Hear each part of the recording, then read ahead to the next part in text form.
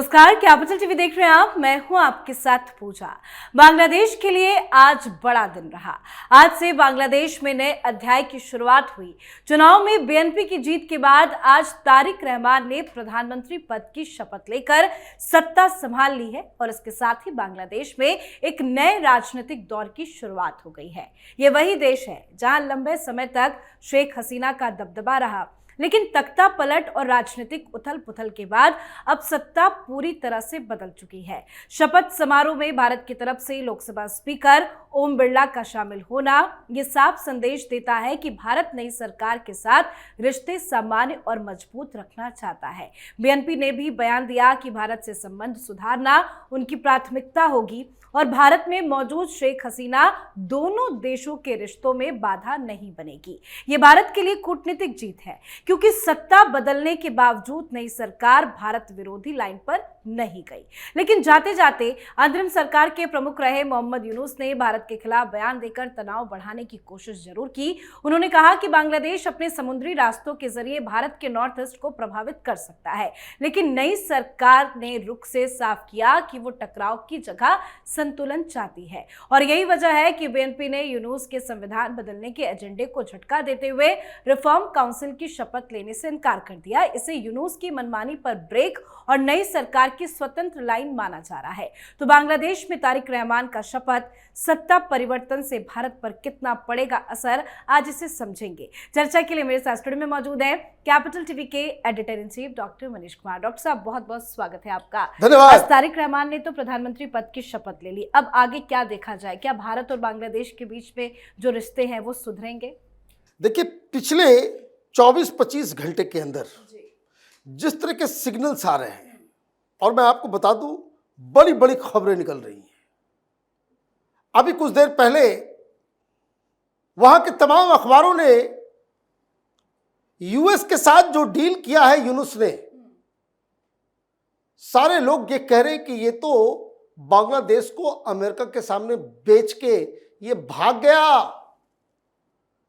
ऐसी ऐसी शर्तें मान ली कि बांग्लादेश न भारत के साथ, न चीन के साथ, न रूस के साथ, किसी देश के साथ कोई इंडिपेंडेंट न फॉरेन पॉलिसी और ना ही व्यापार कर सकता है। आऊंगा मैं उसके डिटेल के ऊपर। और गालियां पड़ रही है यूनुस को कि ये अमेरिकी दलाल, ये दलाल बन करके आया और बांग्लादेश को बेच करके भाग गया। इसकी डिटेल आप सुनेंगे तो आप राहुल गांधी को भी पूछेंगे कि भाई ये क्या पागलपन है, राहुल गांधी बांग्लादेश के साथ अच्छी डील हो गई, अच्छी डील हो गई। उसकी डिटेल में आऊंगा। लेकिन एक और बड़ी खबर आ रही है कि ये जितने भी ये तथाकथित आंदोलनकारी, इन लोगों ने शपथ ग्रहण का विरोध किया। जी हाँ। क्यों किया? क्योंकि इनके एजेंडा को पहले दिन ही कल कर दिया गया, काट दिया गया, फेंक दिया गया। इसकी भी इनसाइड स्टोरी आगे मैं आपको बताऊंगा। लेकिन सबसे बड़ी खबर क्या है शपथ के अलावा जी, वो ये है कि बांग्लादेश की मीडिया में खबर छप रही है, टीवी पे दिखाया जा रहा है कि शेख हसीना की पार्टी अवामी लीग के दफ्तरों को जो जला दिया गया था, पोस्टर फाड़ दिए गए थे, वहां रेनोवेशन का काम शुरू हो गया है। जी। जो बिल्डिंग्स जल गई थी वहां रंगाई पुताई शुरू हो रहा है। पोस्टर्स शेख हसीना के निकलने लग गए हैं। कहने का मतलब क्या है? शेख हसीना वापस लौटेंगी। जी। और यही आज की सबसे बड़ी खबर है कि बीएनपी ने ये तमाम जमातियों, जिहादियों, पाकिस्तानी और अमेरिकी ये जो दलाल और एजेंट्स जो वहां काम कर रहे थे और जिसके जरिए वो यूनुस की सरकार को चला रहे थे, उन तमाम चीजों के ऊपर ब्रेक लगा दी। तो सर, क्या उस पर भी ब्रेक लगेगा? जब मोहम्मद यूनुस थे तो शेख हसीना के खिलाफ ना जाने कितने दर्ज हुए थे मुकदमे, हत्या का आरोप लगा, और हालांकि संख्या तो इसकी ज्यादा है। क्या उस पर भी ब्रेक लगाया जाएगा? बिल्कुल ब्रेक लगेगा, क्योंकि अब रूल ऑफ लॉ आ रहा है। बिल्कुल। अब देखिए, जो सबसे बड़ा बदलाव क्या है, यूनुस वो अमेरिकी डीप स्टेट के साथ मिलके वहां पूरे के पूरे बांग्लादेश की राजनीति के चरित्र को बदलने की कोशिश कर रहा था। वो ये चाह रहा था कि मेरे रहते हुए वहां पे एक अपर हाउस बन जाए, जैसे राज्यसभा यहाँ पे, अभी सिर्फ लोकसभा है, वहां पे राज्यसभा नहीं है, बाई कैमरल पार्लियामेंट्री सिस्टम नहीं है। तो वहां ताकि वो अपने लोगों को घुसाते, तो वो जिहादी घुस जाएंगे, जनरल घुस जाएंगे, ये सारे लोग घुस, और उसके बाद फिर उनका जो है राजनीति चमकता रहता। ठीक। अब दूसरी चीज, तो ये जो चुनाव हुआ, तो चुनाव के साथ साथ एक रेफरेंडम भी हो रहा था, और वो रेफरेंडम ये था कि ये जो गुंडे मवाली लोग जो हिंसा भड़काए थे, उन लोगों का एक चार्टर था, जुलाई चार्टर, कि उस चार्टर को इंप्लीमेंट करने के लिए संविधान में बदलाव किया जाएगा। तो this assembly will work as a parliament and also as constituent assembly. तो कंस्टिट्यूएंट असेंबली का काम होता है संविधान को बनाना। बीएनपी वालों ने शपथ आज लिया, और उसके जो चीफ थे उन्होंने आकर के पढ़ दिया कि इसकी कोई आवश्यकता नहीं है। कारण, क्योंकि ये जो चार्टर और कंस्टिट्यूएंट असेंबली बनेगा, ये तो संविधान के हिस्से के बाहर का चीज है। पहले भी उस चार्टर के ऊपर बीएनपी ने बहुत सारे सवाल खड़े किए थे, बहुत सारे सवाल खड़े किए थे। अब जैसे ही वो चार्टर के ऊपर सवाल उठाए गए, जमात वाले नाराज हो गए, तो एनसीपी वाले जो है वो बोलने की नहीं, तो हम लोगों ने, वो आंदोलन की वजह से ये हो रहा है, वो हो रहा है, मतलब गेट आउट, भागो यहां से। तो ये लोग फिर से सड़क पे हंगामा शुरू कर रहे हैं। लेकिन दिक्कत क्या है? दिक्कत ये है कि ये जो गुंडों बदमाशों ने आंदोलन के नकाब के अंदर बैठ करके जो पाकिस्तानी अमेरिकी एजेंडा को जो इन लोगों ने आगे बढ़ाया, और तथा कथित एक बहुत बड़े इकोनॉमिस्ट को बुला करके बिठाया, वो परफॉर्म नहीं कर सके, तो जनता ने इन लोगों को अब रिजेक्ट कर दिया है। अब सड़क पे उतरेंगे तो इसको बीएनपी वाले पीटेंगे, अब इनकी कुटाई हो जाएगी। अब ये हंगामा करेंगे तो कुटाई हो जाएगी। लोगों ने देखा कि किस तरह से ये तथाकथित क्रांति करके आए।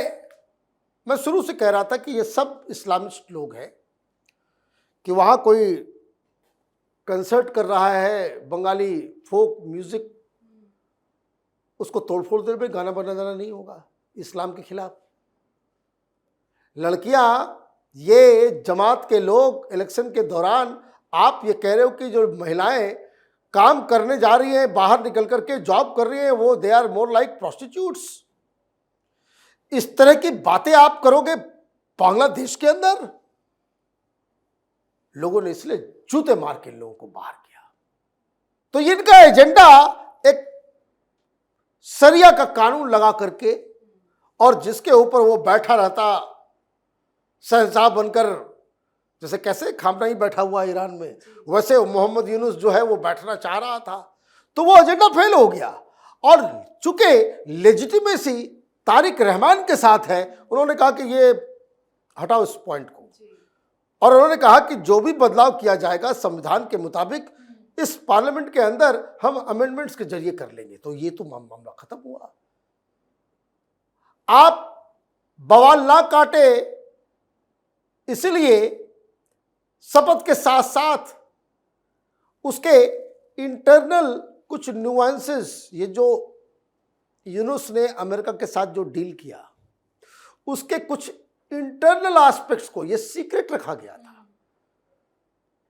वो आकर के बता दिया कि देखिए हमारा टेक्सटाइल बहुत बढ़िया हो जाएगा, वो 0% ना। किसने कहा 0%? राहुल गांधी भी यहाँ 0% हो गया, वहां 19% है। बांग्लादेश से कोई भी सामान जाएगा उसके ऊपर 19% है। 20% पहले से लगा हुआ था, अब उसको घटा करके 19% किया। भारत का कितना है? 18%। ये भी ध्यान रखिए। और ये 18 से 13 जाएगा, लेकिन उनका 19 रखा। कॉटन का जो मसला है, जो टेक्सटाइल का मसला है, उसमें क्या था? वो बांग्लादेश में लोग आर्टिकल्स पे आर्टिकल्स लिख रहे हैं, आप गूगल पे जाइए, सब सिर पीट रहे। वो ये कह रहे हैं कि भाई वो जितना भी सामान जो अमेरिका जाता है, जो बने हुए कपड़े, उसमें उन्होंने कोटा लगा दिया, सारा नहीं, कि certain amount of cloth will be given 0% tariff. कौन से क्लोथ? वो क्लोथ जो आपके यहां अमेरिकन कॉटन से बनाया जाएगा। कॉटन कहां से लाता है? बांग्लादेश की सारी हिंदुस्तान से जाता है। बोले नहीं, हिंदुस्तान से कॉटन लाओगे तो 19% लगेगा, अगर तुम अमेरिका से लोगे तो वो 0% करेंगे, लेकिन एक और शर्त है, हैंडमेड गारमेंट होना चाहिए। अब समझिए बात, एक शर्त नहीं है, दो शर्तें हैं। हाथ कड़गा से बनाया हुआ और अमेरिकन यार्न से, अमेरिकन कॉटन से बनाया हुआ क्लोथ है, उसी के ऊपर 0 नहीं तो 19% है। लीजिए, कर लीजिए बात। और उसके साथ आपने क्या क्या सरेंडर किया? आप ऑयल नहीं खरीद सकते किसी दूसरे से, और उसको, उस पूरे डील को अमेरिकी स्ट्रेटेजिक इंटरेस्ट से जोड़ दिया गया है कि आपको अगर कुछ भी करना होगा, कोई भी आर्थिक डील करना है, कोई भी जो है फ्री ट्रेड एग्रीमेंट करना है, कोई भी ट्रेड, चाहे चाइना हो, इंडिया हो, वो अमेरिका से आपको परमिशन मिलेगा। मतलब यूनुस ने बांग्लादेश को बेच दिया है, पूरी तरीके से बेच दिया। और उसकी डिटेल्स तो अभी तो शपथ के बाद इन लोगों ने तमाशा शुरू किया कि भाई वो क्यों नहीं, वो जुलाई चार्टर लागू होगा, तो अभी एक हल्का सा जो है लोगों ने वहां पे शुरू किया कि तुमने देश के गद्दार हो। तो अभी मुझे लग रहा है कि रात भर में जो है वो उसका सारे डिटेल्स आ जाएंगे, तो उस पर एक अलग से पूरा वीडियो जो है रिक्वायर करता है कि किस तरीके से इस मौलाना यूनुस ने बांग्लादेश को बेच दिया ताकि डोनाल्ड ट्रंप के निशाने पे ना आए। क्योंकि आप इस चीज को समझिए, इस यूनुस का भी नाम उस एप्स्टीन फाइल में है। ये आदमी बड़ा रंगीन है, ये वापस पेरिस भागेगा। मैंने कहा था कि ये भागेगा पेरिस, लेकिन अगर अमेरिकन को उसने खुश नहीं रखा तो डोनाल्ड ट्रंप और उसके तमाम लोग जो इसके पीछे पड़ जाएंगे। और that is why he surrendered. जिन लोगों ने यूनुस को नोबेल पीस प्राइज दिलवाया, ये क्लिंटन फैमिली, एप्स्टीन फाइल में क्या क्या कुकर्म करते हुए क्लिंटन फैमिली के लोग नजर आ रहे हैं, lady Clinton and mister Clinton. उसके बारे में तो हम आपको बता भी नहीं सकते, यूट्यूब से वीडियो डिलीट कर दिया जाएगा। इतनी गंदी गंदी चीजें सामने आई है, और ये इनके गॉडफादर है। और इसलिए वो जाकर के पूरा का पूरा बांग्लादेश जो है वो बेच आया है। तो बड़ी इंटरेस्टिंग डेवलपमेंट हो रही है भारत के साथ। इसलिए वो कह रहा है कि भाई रिश्ते बढ़ाएंगे, और मैडम शेख हसीना भारत में है, वो हमारे रिश्ते के बीच नहीं आएंगी। और दूसरा कि ट्रेडिशनल पॉलिटिकल पार्टी जिस तरह से चल रही थी उसी तरीके से चलेगा। अवामी लीग के दफ्तर की रंगाई पुताई शुरू हो रही है, इनकी वापसी की भी तैयारी हो रही है। और चुन चुन के उन लोगों को, जिन लोगों ने बांग्लादेश के अंदर अन्याय किया, वो सुनने में आ रहा है कि वो लिलीपुट, ये एनसीपी और जो छात्र नेता जो बन के घूम रहा था, वो बांग्लादेश छोड़ के भाग गया है, ये भी खबर आ रही है। तो इसका मतलब ये है कि बांग्लादेश में जो रिक्वायर था, बांग्लादेश की जनता ने इस्लामिस्टों को, पाकिस्तान के दलालों को, अमेरिकन डीप स्टेट के एजेंट्स को बहुत तगड़े से झटका दिया है। और ये उम्मीद करनी चाहिए कि वहाँ की जनता को ये जो नई सरकार है वो तमाम राहत पहुँचाने में कामयाबी मिली होगी। जी, बहुत बहुत धन्यवाद सर समझाने के लिए। धन्यवाद। तो बांग्लादेश में सत्ता परिवर्तन के बाद आखिरकार नई निर्वाचित सरकार ने कमान संभाल ली है। तारिक रहमान ने प्रधानमंत्री पद की शपथ लेकर साफ कर दिया कि देश अब एक नए राजनीतिक अध्याय में प्रवेश कर चुका है। लंबे समय तक देश की राजनीति पर छाई रही शेख हसीना के तख्ता पलट के बाद ये पहली निर्वाचित सरकार है, इसलिए पूरी दुनिया की नजर ढाका पर टिकी हुई है। शेख हसीना भले ही सत्ता से बाहर हो गई हो, लेकिन बांग्लादेश की राजनीति में उनका प्रभाव प्रभाव अभी भी खत्म नहीं हुआ है। उनका भारत में होना नई सरकार के लिए एक संवेदनशील मुद्दा है। तो ऐसे में तारिक रहमान के नेतृत्व में अब बांग्लादेश और भारत के बीच रिश्ते में क्या क्या बदलाव होता है, ये भी देखना दिलचस्प होगा। तो आपको क्या लगता है? आप भी अपनी राय कमेंट करके जरूर लिखिएगा। देखते रहिए कैपिटल टीवी। नमस्कार।